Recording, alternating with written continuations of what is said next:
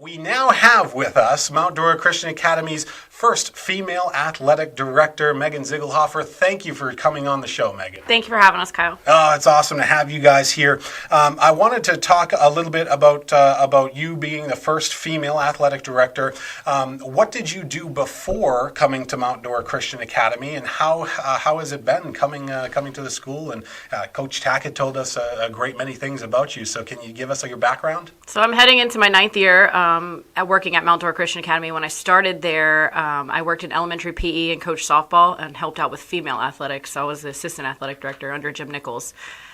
Prior to that, my entire background is in youth athletics. So I was a football commissioner, one of the first female football commissioners in the state for Pop Warner. I did that for 12 years. I served with DeLand, a little bit in Mount Dora, and then also in Umatilla as a football commissioner. So I had a vast background in youth athletics as well as Babe Ruth, baseball, and softball. So at one point in time, I was heavily involved in all of the youth athletics in Umatilla. And you've been doing a great job at Mount Dora Christian Academy, and we'll talk about that coming up as well as some of the success that you have seen.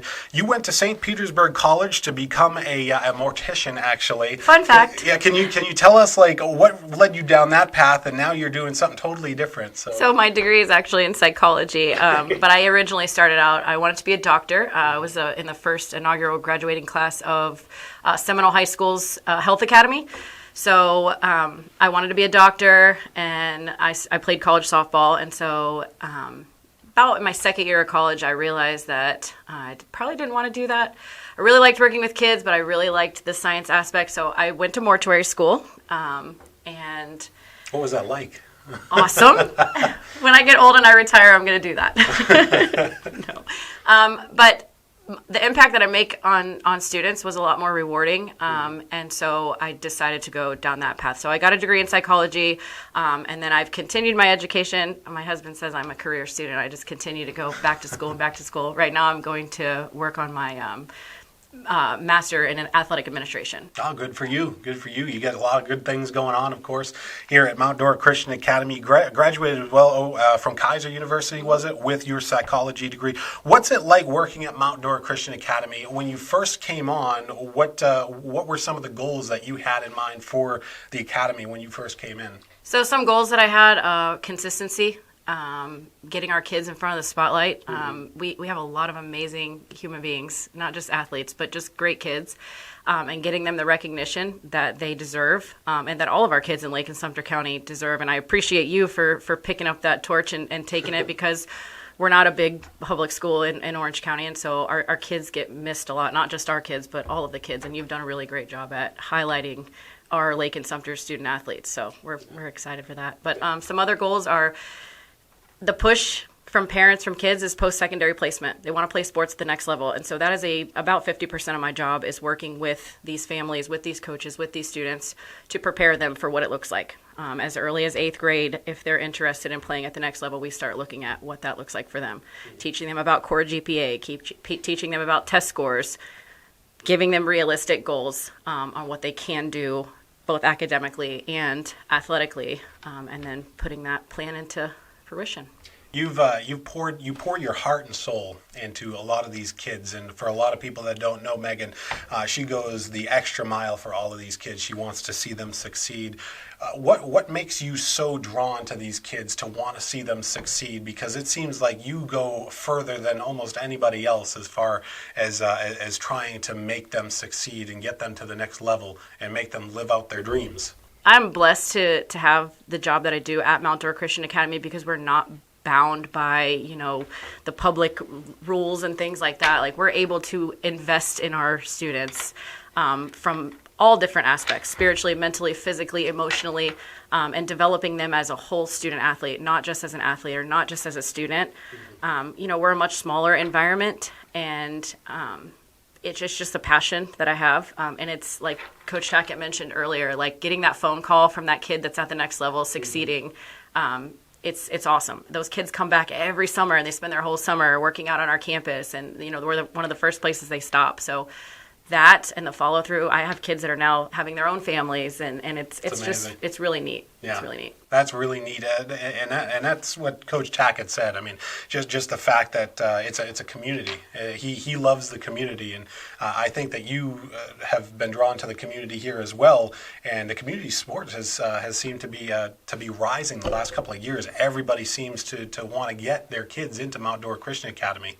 Yeah, it's a true story. It's a true story. We had some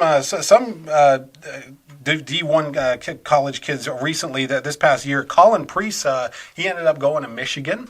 He's a baseball player. If you don't know Colin Priest, he's going to play for them. Dallas Dale II is going to play for the LSU Tigers. So really looking forward to seeing what Dallas Dale II can do.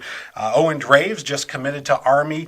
And then Ethan Priest, he is the brother of Colin Priest. He just committed to Air Force. So really looking forward to what the Priest brothers are going to do. You, in the past couple of years, you've really sent a couple of kids to the Armed Forces Academy. How has that developed? They know what kind of kid they're going to get, right? They may not be the 5-star tight end, but they're going to get a great, well-rounded kid, and they continue to come back because those kids are showing success at the next level. They are going there and they're doing exactly what we knew that they would do, and we prepared them to do. And so those armed forces are coming back because they know what kind of kid they're going to get from us. Megan, as far as your goals for the future of Mount Dora Christian Academy, we talk about looking toward the future. Of course, we want to live in the now, but also focus on the future. Do you have any plans as far as the future for Mount Dora, and what does the school look like going forward? I want to continue to invest in my coaching staffs. I don't know if anybody knows this, but Coach Hayes, my basketball coach, is one of the longest tenured coaches in the entire state in any sport. He's been at Mount Dora Christian Academy for 23 years, and wow. You just don't see that in high school athletics. Getting Coach Tackett to come back, after being there for 4 years, and just trying to keep the consistency in the coaches. That's what kids want. The kids want consistency. They don't want to, in a world where the transfer portal, even in high school sports, is everything. Having a consistent coaching staff keeps those kids wanting to come back. So investing in my coaches, building programs like our smaller programs, golf, tennis, bowling, cheerleading, those kind of things. We've already seen extreme success from our team sports growing. And then being able to offer those sports at the middle school, JV, and varsity level. Last year we were able to bring back JV girls basketball, which we hadn't had for several years. And so being on a K-12 campus and being able to have interscholastic athletics from 6th through 12th grade is a great development tool. It also gets our kids to stay at our school because they're involved, right? Kids want to be involved in things, and they're feeling like they're part of a team, even if it's just at the middle school level. Building that all the way up through all of our sports. As far as being an athletic director, do you have what are some of your favorite memories so far of being an athletic director at Mount Dora Christian Academy? You got any favorites? I feel the same as Coach Tackett. I have lots and lots and lots of memories, lots of accomplishments, and just seeing the kids succeed, even if it's just the little girl that's never played a sport in her life, and she goes out there and makes a basket or hits the ball over the net, like just the little things. Yeah, the little things are awesome. How has Mount Dora Christian Academy, from the time you came in, now, we talked a little bit about how it's changed. Going forward to the future, obviously you have some plans based. This year, you bring in Coach Tackett. Why did you bring Coach Tackett back? Obviously, Mike Krintz, he moved on.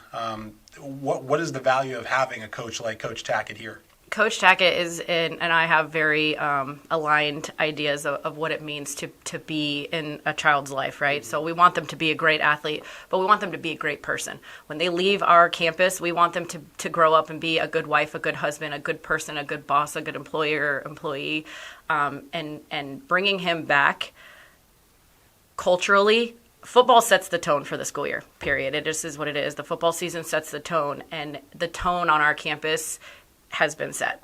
So just the love and the buzzing around the football team, and the kids are just really excited.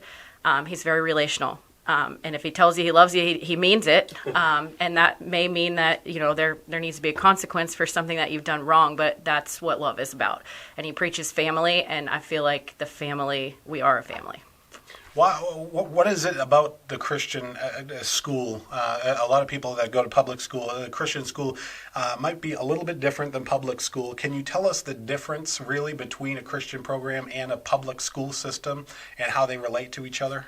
So we're not perfect. Okay, we make mistakes, but we try to live every single day with Christ at the forefront of what we're doing. And so reminding our kids that our kids are not perfect either. They don't all come from Christian backgrounds, but it's our job to influence them and teach them the right from wrong. And everybody makes mistakes, and that there's a God for that. So just relaying everything back to the Bible and to putting Christ at the forefront of all that we're doing, and admitting when we make a mistake and moving forward from that. Awesome.